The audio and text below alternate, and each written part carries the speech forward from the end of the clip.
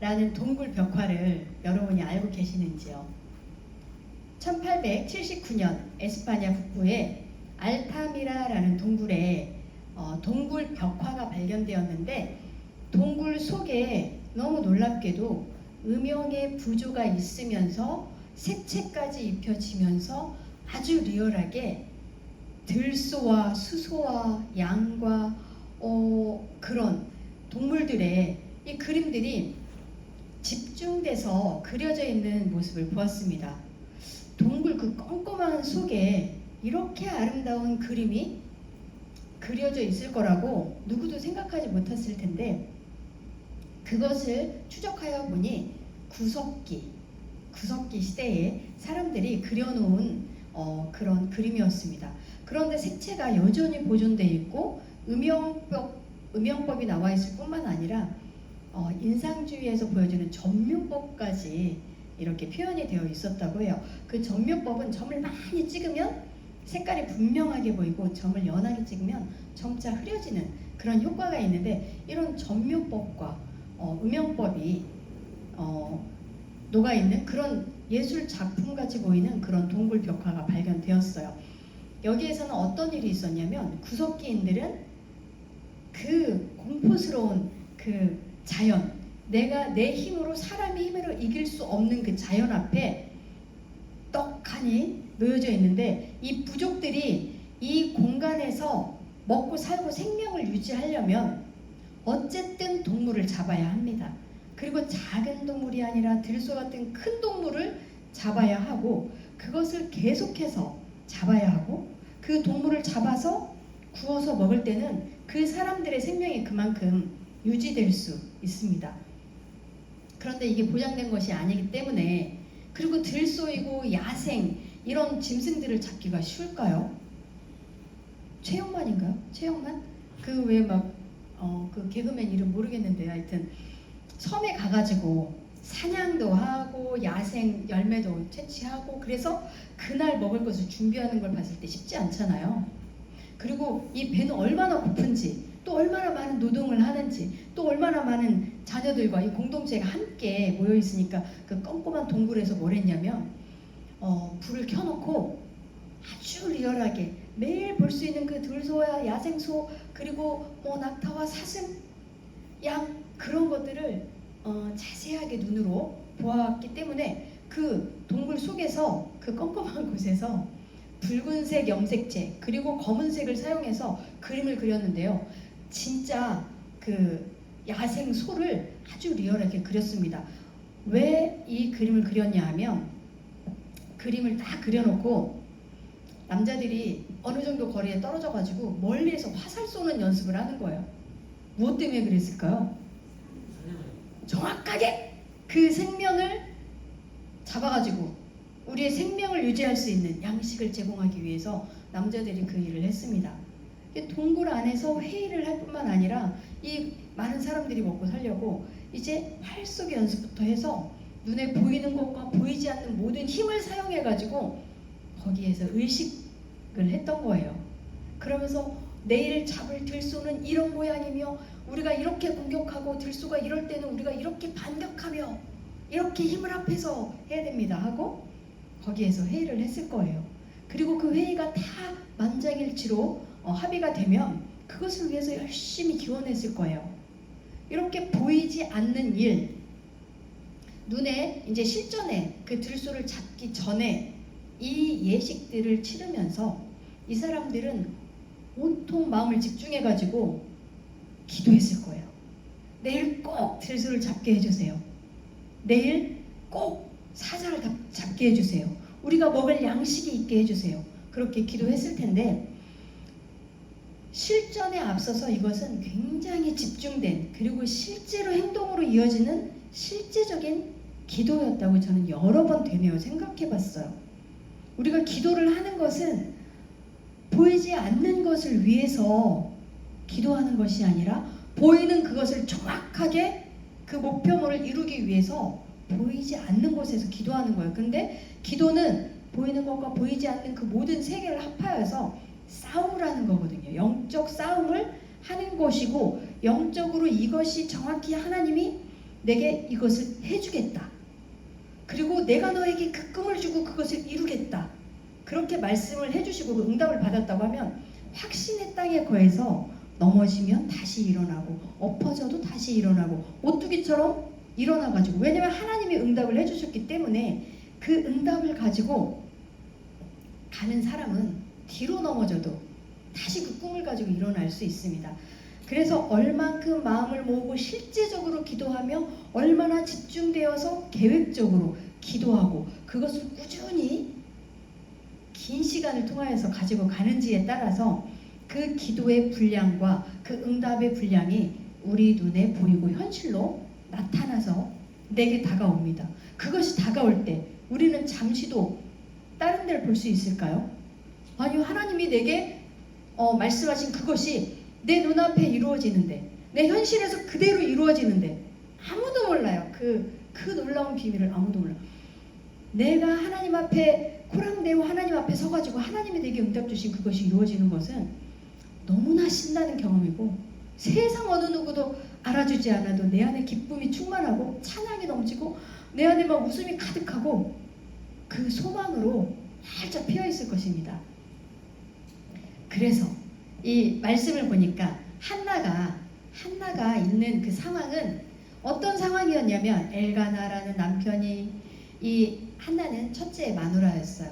너무 사랑하고, 그리고 예식을 치르고 나서 이렇게 재산을 나누어 줄 때 갑절이나 받았던 사랑받는 여인이었어요. 그런데 이 절기마다 행사를 할 때 둘째 부인 분인나가 자녀들을 데리고 와가지고, 이 한나는 아이를 못 낳는데 분인나는 마구마구 아이를 낳아가지고 그 애들을 다 데리고 와서 동원해가지고 애도 못 낳는 여인이 첫째 마누라라고? 첫째 마누라이면 뭘 하나, 이름만 있는데 애도 못 낳고 나는 이렇게 아이를 많이 낳아서 남편의 이름을 높이고 있는데, 아니 첫째 마누라는 뭐하고 있는 거야? 그런 얘기만 해도 이 속에서 막 불이 활활 타오르겠죠.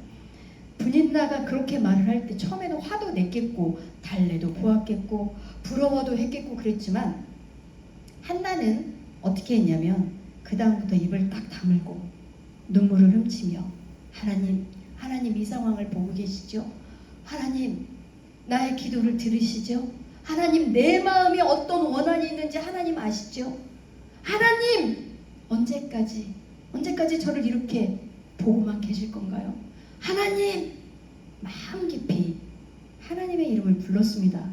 도와주세요. 저를 도와주세요. 저를 도우실 수 있는 분이 하나님밖에 없잖아요. 남편이 저를 사랑하나 그 사랑이 흡족하지 않습니다. 하나님, 내 마음을 적셔 주세요. 제 기도를 들어주세요. 응답해 주세요. 이렇게 하다 못해 사무엘상 1장 11절에 보니까 서원 기도를 하였습니다. 서원 기도를 어떻게 하였냐면, 서원하여 이르되 만군의 여호와여, 만일 주의 여종의 고통을 돌보시고 나를 기억하사 주의 여종을 잊지 아니하시고 주의 여종에게 아들을 주시면 내가 그의 평생에 그를 여호와께 드리고 삭도를 그의 머리에 대지 아니하겠나이다. 하나님께 서원하기를, 자녀를 주시거든 머리를 하나도 건드리지 않고 깎지 아니하고 나실인으로 구별되어서 하나님께 드리겠습니다. 이렇게 서원을 하였습니다. 그런데 놀랍게도 분인나가 자녀들을 낳을 때 1장 5절에 보니까 주 여호와께서 그에게 임신하지 못하게 하시니, 주 여호와께서 한나에게 임신하지 못하게 하였던 것입니다. 하나님은 왜 한나에게 임신하지 못하게 했을까요? 엘가나가 살고 있던 이 시대는 사사의 마지막 시대이고, 사실은 한나의 아들 사무엘은 마지막 사사이면서 첫 번째 선지자입니다. 새로운 문을 열고 새로운 차원을 열어버린 선지자, 첫 선지자였습니다. 한나를 임신하게 하지 못하게 한 그 여호와께서 한나의 서원 기도를 들으시고 이제 그 오랜 기도, 오랜 한을 풀어주시며 그에게 임신하게 하셨습니다. 이것이 사람의 소망이고 이것이 꿈이에요. 한나의 꿈이에요. 아들 하나만 낳았으면, 자녀 하나만 낳았으면 얼마나 절절하게 기도를 했을 텐데 하나님께서 이 사람의 기도에 응답하셨다는 거예요. 하나님은 사건을 사용하십니다. 하나님은 내게 놓여져 있는 상황과 사건을 사용하셔서 하나님께로 초청을 하고 하나님께 기도하고 하나님만 바라보고 구할 때 하나님이 응답하십니다. 그래서 한나가 하나님께 이 응답을 받고 나서 마치 술에 취한 것처럼 가슴이 아파서 소리도 못 내고 하면서 하나님께 입을 톡톡톡톡 소리도 못 내고 이 속에 깊이 울면서 입만 딸싹딸싹거리는 그런 기도를 올렸는데 하나님께서 응답하셔서 이제 그 모든 것을 잊어버리고 가서 밥을 먹었습니다. 한나는 하나님께 이렇게 기도했습니다. 2장 1절에서 10절의 말씀을 제가 읽어드리겠습니다. 한나가 기도하여 이르되 내 마음이 여호와로 말미암아 즐거워하며 내 뿔이 여호와로 말미암아 높아졌으며 내 입이 내 원수들을 향하여 크게 열렸으니 이는 내가 주의 구원으로 말미암아 기뻐함이니이다. 여호와와 같이 거룩하신 이가 없으시니 이는 주밖에 다른 이가 없고 우리 하나님 같은 반석도 없으심이니이다. 심히 교만한 말을 다시 하지 말 것이며 오만한 말을 너희의 입에서 내지 말지어다. 여호와는 지식의 하나님이시라. 행동을 달아 보시느니라. 용사의 활은 꺾이고 넘어진 자는 힘으로 띠를 띠도다. 풍족하던 자들은 양식을 위하여 품을 팔고 줄이던 자들은 다시 줄이지 아니하도다. 전에 임신하지 못하던 자는 7을 낳았고 많은 자녀를 둔 자는 쇠약하도다. 여호와는 죽이기도 하시고 살리기도 하시며 수월에 내리기도 하시고 거기에서 올리기도 하시는도다. 여호와는 가난하게도 하시고 부하게도 하시며 낮추기도 하시고 높이기도 하시는도다. 가난한 자를 진토에서 일으키시며 빈궁한 자를 거름더미에서 올리사 귀족들과 함께 앉게 하시며 영광의 자리를 차지하게 하시는도다. 땅의 기둥들은 여호와의 것이라. 여호와께서 세계를 그것들 위에 세우셨도다. 그가 그의 거룩한 자들의 발을 지키실 것이요 악인들을 흑암 중에서 잠잠하게 하시리니 힘으로는 이길 사람이 없음이로다. 여호와를 대적하는 자는 산산이 깨어질 것이라. 하늘에서 우레로 그들을 치시리로다. 여호와께서 땅 끝에서 심판을 내리시고 자기 왕에게 힘을 주시며 자기의 기름 부음을 받은 자의 뿔을 높이시리로다 하니라. 이게 한나의 기도였습니다. 한나의 기도를 이렇게 크게 읊어보니까 한나의 기도에 너무 놀라운 예언까지 나와 있습니다. 한나는 하나님이 응답하신 것으로 인해서 이렇게 작고 이 어두운 사사시대에 자기 소견대로 행하는 하나님의 말씀을 듣는 자도 없고 정말 이 흑암 중에 그 어려운 마음이 힘든 상황 중에 하나님의 응답을 받았을 뿐만 아니라 이 한나의 기도가 놀랍게도 마리아의 찬가와 굉장히 흡사하고 예수님 메시아를 낳은 마리아의 그 기도의 찬양, 그 찬양 시인 찬가와 굉장히 흡사하고 구조도 비슷하고 내용도 일맥상통합니다. 그 구조를 한번 살펴보면 내 마음이 여호와로 즐겁도다. 왜냐하면 내가 주의 구원으로 말미암아 기뻐함이기 때문입니다. 내 마음이 여호와로 즐겁습니다. 이 낮은 곳에 있는 이 여인의 기도를 들으시고 이 뿔을 높이셨습니다. 나에게 구원을 주신 이 하나님으로 내 마음이 기쁩니다. 그렇게 시작합니다.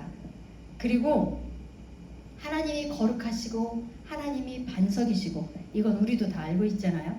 그런데 하나님 때문에 일어나는 반전, 죽이기도 하시고 살리기도 하시고 낮추기도 하시고 높이기도 하시고 그리고 가난하게도 하시고 부하게도 하시고 나의 이 모든 것을 나의 이 낮아져 있는 이 상황과 이 처한 상황에서 하나님 때문에 완전히 반전이 일어나는데 그 이유가 하나님이 이 땅에 기둥을 세우시고 이 세계가 하나님 것이기 때문입니다. 하나님이 다스리시기 때문입니다. 이 세상의 주권자가 내가 아니라 하나님이기 때문입니다. 그걸 알았어요. 아, 내가 마음 먹고 이걸 하면 되겠다. 아, 이걸 해봐야지. 내 꿈은 이거니까 이걸 펼쳐봐야겠다. 열심히 그렇게 하지만 슬픔이 오고 뜻대로 되지 않고 고난이 오고 그럴 때 하나님께 나아가는 자는 이 주인이 내가 아니라 하나님인 것을 알게 됩니다. 한나가 바로 내가 임신하는 것이 아니오 하나님이 임신하게 하시며 하나님이 아이를 낳게 하시고 하나님이 응답하시고 하나님이 이 모든 것을 다스린다는 걸 알았다는 거예요. 이 기도 얼마나 깊이, 얼마나 내 자신을 쳐서, 얼마나 내 자아가 죽었으면, 얼마나 내가 그 하나님 앞에서 절절히 죽고 완전히 항복하고 정말 두 손 들고 찬양하며 하나님께 나왔으면 하나님이 이걸 주관하신다는 것을 알았어요. 그리고 하나님이 그것을 다스린다는 것을 알았어요. 이 모든 것을 만드시고 주관하시는 하나님, 그 완전한 키가 나에게 응답하시고 나에게 반응하셨다는 것, 이것을 찬양하고 있는 것입니다. 뿐만 아니라 세상에 기둥을 세우시고 세계를 다스리시는 분, 그 위에 계신 분이 하나님이신 것을 알았고, 그리고 거룩한 자들의 발을 지키시고 악인들을 흑암 중에서 잠잠하게 하시고, 이렇게 세상의 파워, 그 세상이 가진 능력, 그 힘으로는 하나님을 이길 수가 없다라고 고백합니다. 근데 10절에는 여호와를 대적하는 자, 심판의 말씀까지 합니다. 한나가 기도를 하다 못해 심판의 말씀을 전하는데, 여호와를 대적하는 자 산산이 깨어질 것이라. 그리고 예언을 하시는데 자기의 기름 부음 받은 자의 뿔을 높이시리로다. 이것이 바로 마리아가 낳을 예수님, 곧 이 세상에 구원자로 오실 메시아, 그 기름 부음 받은 그분 메시아가 바로 하나님이 그 뿔을 높이셔서 인류를 구원하실 것이다. 이것에 대해서 예언하고 있습니다. 하나님께 기도하였더니 하나님이 응답하시는데 하나님의 존재를 알게 할 뿐만 아니라 내게 얼마나 크게 역사하시는지를 알고 내게 임신하시고 자녀를 주시는 분이 그 다스림으로 인해서 내 태를 다스리시고 뿐만 아니라 하나님이 얼마나 크신지 알아서 그 하나님을, 하나님의 이름을 부르지 않는 자, 하나님과 관계되지 않은 모든 자는 산산이 깨어지고 기름 부을 이분이 오실 텐데 이분을 하나님이 들어 사용하신다는 예언까지 하고 있습니다. 그러니까 우리가 주의 이름을 부르는 자는 구원을 얻으리로다. 요엘서에서 말씀하고 있습니다. 주 여호와의 이름을 부르는 자는 구원을 얻으리로다. 그 이름이 얼마나 크고 그 이름이 얼마나 능력이 있고 그 이름이 얼마나 영광스럽고 하늘에서 얼마나 아름다우시고 얼마나 권능이 있으신지 그 이름을 부르는 자는 구원을 얻으리로다 하였습니다. 마리아의 찬가를 보면 이것과 굉장히 흡사한데, 마리아도 가브리엘 천사가 와서 이제 수처녀인 이 마리아가 아이를 낳을 것이라 했을 때 너무 당황스럽고 놀랐지만, 엘리사벳이 예수님에 앞서 침례 요한을 낳을 그 엘리사벳이 이 태중에 이 마리아를 보니까 너무나 기쁘게 뛰는 이 침례 요한, 뱃속에 있는 아기가 얼마나 기쁘게 뛰는지 마구마구 발을 불러대니까 엘리사벳이 예언을 합니다. 당신의 태중에 있는 이 아이가 너무나 복되고 당신이 복된 여인입니다.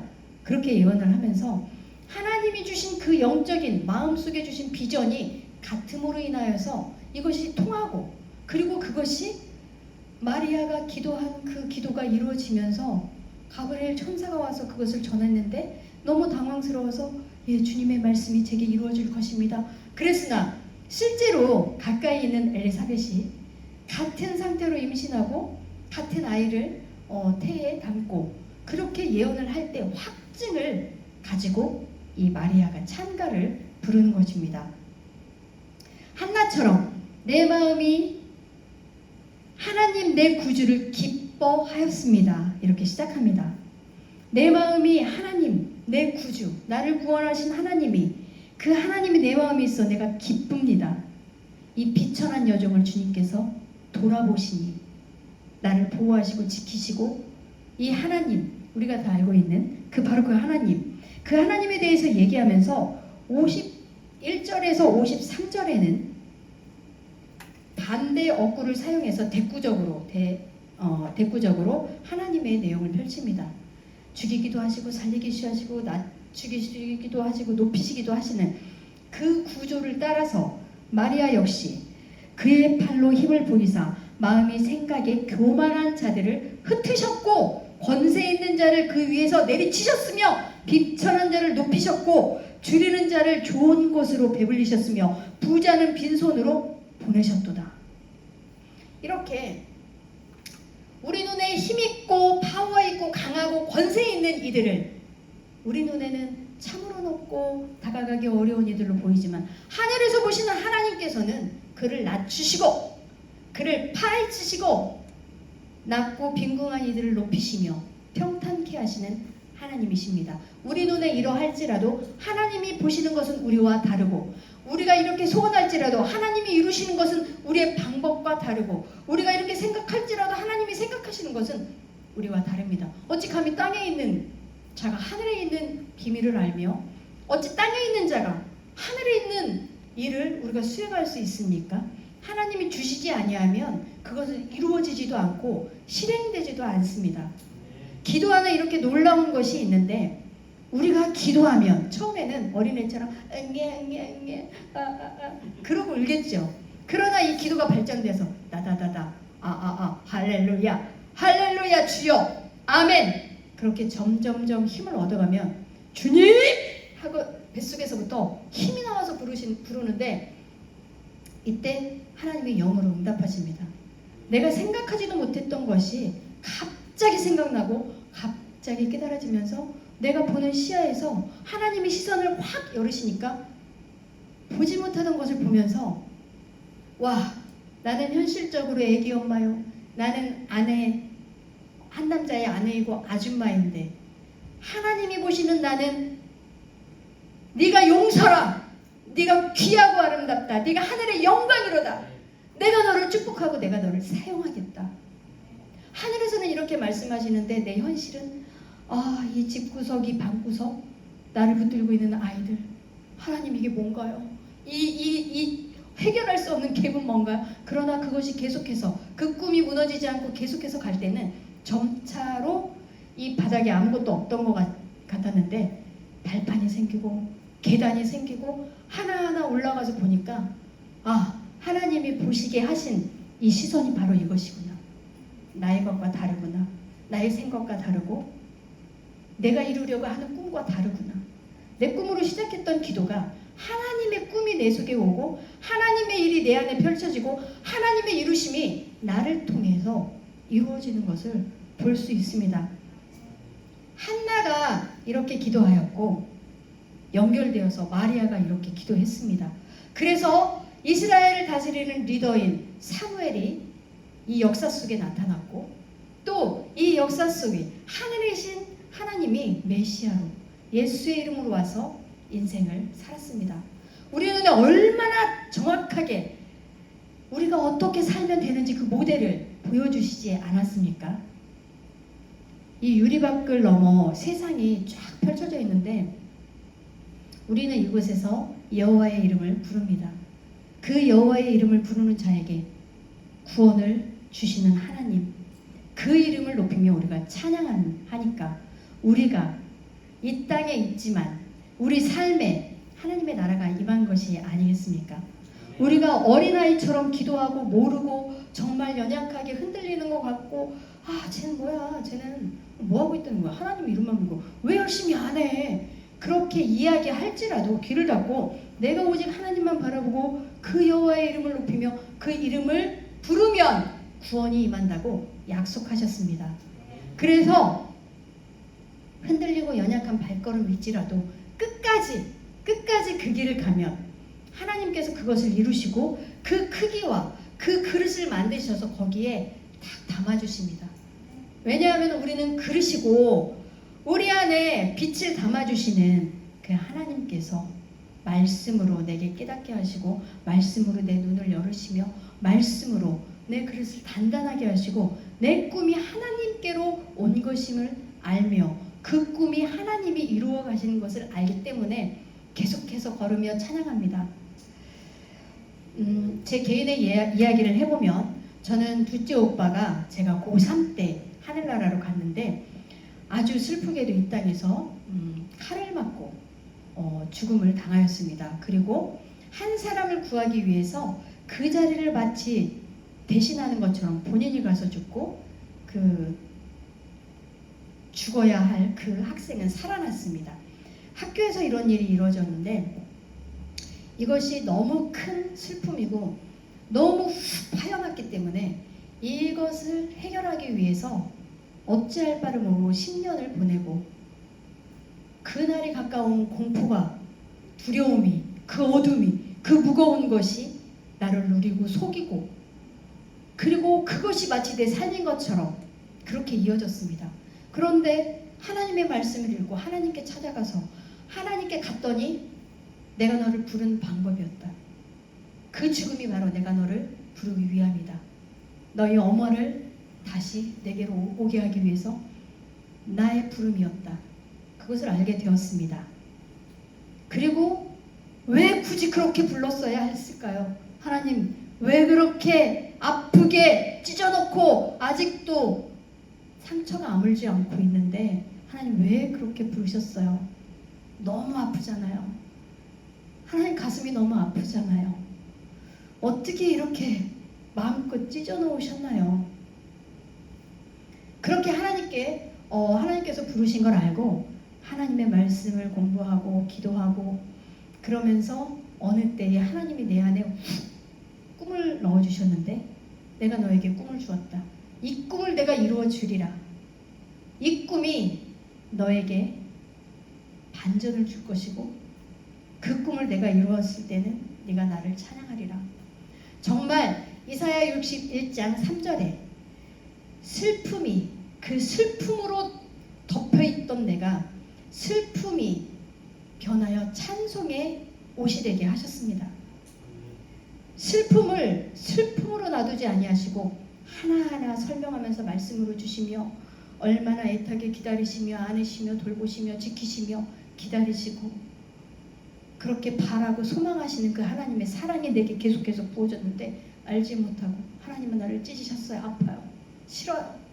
그랬는데 그걸 깨닫고 보니까 찬송의 옷을 입히셨던 것입니다. 두려움이 변하여 믿음이 되었고 그 큰 아픔의 상처가 하나님의 사랑이었던 것을 알게 되었습니다.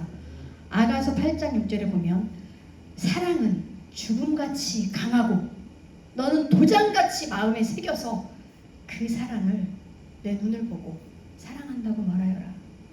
내가 너를 그렇게 사랑하였다. 내가 너를 그렇게 보호하고 지키고 안아서 달리고 너에게 힘을 주고 너에게 다시 일어나라고 그렇게 많이 말하고 기다렸다. 내가 너를 소망으로 바라며 너를 달래고 너가 올 때 나는 가슴이 찢어졌어. 이제 네가 내 마음을 알겠니? 내가 너에게 아픔을 주었지만 내가 너에게 부은 사랑이라는 것을 너는 이제 알겠니?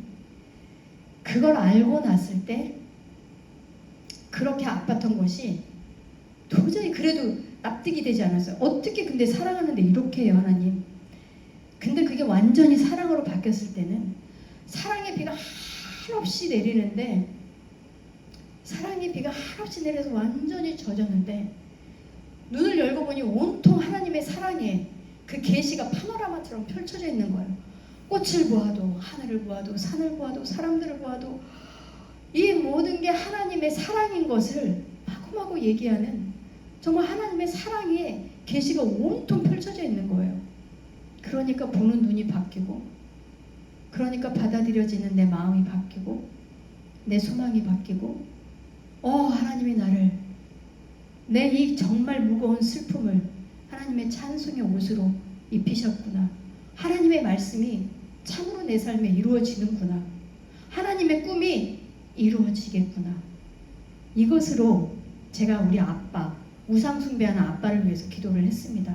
그런데 15년 만에 우상 숭배하던 그 30년 동안 살던 집에서 바꾸어 아파트로 이사하였고, 이사를 하고 나서 저희 아빠가 아주 희한한 사건을 만났어요.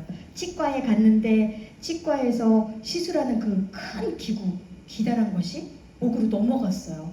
그리고 응급실로 실려가서 일주일 동안 핀, 못같이 생긴 핀이 어디로 움직이고 있는지를 매일 아침마다 사진 찍으면서 의사 선생님이 이제는 위장에 있습니다. 이것이 소장에 있습니다. 근데 소장의 이완작용으로 천공이 나서 바로 직사할 수도 있습니다. 뭐 이런 이야기를 들으면서 일주일 동안 보냈는데, 놀랍게도 86세의 저희 아버지가 너무 건강하게 그 못이 몸 밖으로 나왔습니다. 집을 옮기고 영적인 땅을 바꾸었는데 하나님이 내가 이렇게 죽이지 않고 살려서 하나님의 일을 보게 하겠다. 이미 구원이 이루어졌다. 이런 마음을 주시는데, 이걸 받았을 때 어떻게 하나요? 이걸 받았을 때 찬양이 나오지 않겠어요? 입으려면 하나님이 나에게 하신 이 일이 내게 너무 생생하게 눈을 감고 딱 기도하면 아빠의 옆모습이 보이면서 그 모든 것을 통과한 못이 딱 내 눈에 보이는데, 그것이 하나님이 하신 일이 아니고서는 설명할 수가 없었습니다. 이토록 고난을 주시지만 그것이 변하는 때는 하나님의 비전이 이루어지고 하나님이 내게 이루신 일이 얼마나 깊고 높고 넓은지, 얼마나 긴지 그것을 깨닫게 되며, 그리고 나서는 그 하나님을 찬양하는 것입니다. 우리가 할 수 있는 것은 그 하나님을 바라보는 것, 그 하나님의 이름을 부르는 것, 그 하나님을 찬양하는 것, 그것이 우리의 몫이고, 이것을 지켜 많은 사람들에게 말씀으로 전하고 전도하고 이들이 와서 함께 이 사랑을 알게 하는 것, 그것이 이루어지는 때는 이미 하늘나라가 내 삶에 이루어진 줄을 믿습니다. 그래서 그 놀라우신 하나님을 찬양하고 그 능력 있고 영광스러운 하나님을 손을 높이 들고 찬양합니다. 오늘 본문에서 보면, 결론을 맺어보면, 여러분은 하나님의 어떠한 이름을 떠올릴 수 있나요? 기쁨으로 부르는 하나님, 기도의 찬양으로 부르는 하나님, 비전을 주시는 하나님, 그 비전을 이루시는 하나님, 그래서 찬양할 수밖에 없는 그 하나님, 그 하나님의 이름을 찾을 수 있습니다. 제가 가장 좋아하는 구절이 로마서 5장 5절인데, 소망이 우리를 부끄럽게 하지 아니함은 우리에게 주신 성령으로 말미암아 하나님의 사랑이 우리 마음에 부은 바 됨이니, 우리에게 하나님의 뜻이 이루어질 때는 우리가 소망하던 그 연약하던 것이 자라서 우리 마음에 확 부어지는 하나님의 이루심으로 우리에게 부어지게 됩니다. 8절에 보니까 우리가 아직 죄인 되었을 때에 그리스도께서 우리를 위하여 죽으심으로 하나님께서 우리에 대한 자기의 사랑을 확증하셨느니라. 제가 어느 새벽에 책을 읽고 있다가 예수전도단의 로렌 커닝햄 목사님 책을 읽고 있다가 이 구절을 딱 보는 순간, 내가 아직 죄인이었을 때 하나님이 나에게 이미 사랑을 부었다고? 이것이 확 깨달아지면서 마치 로마서 5장 5절의 말씀이 머릿속으로 탁 들어오는 것 같았어요. 어떻게 이렇게 현실에서 하나님의 말씀이 내 머리로 들어와서 이게 깨달아지지?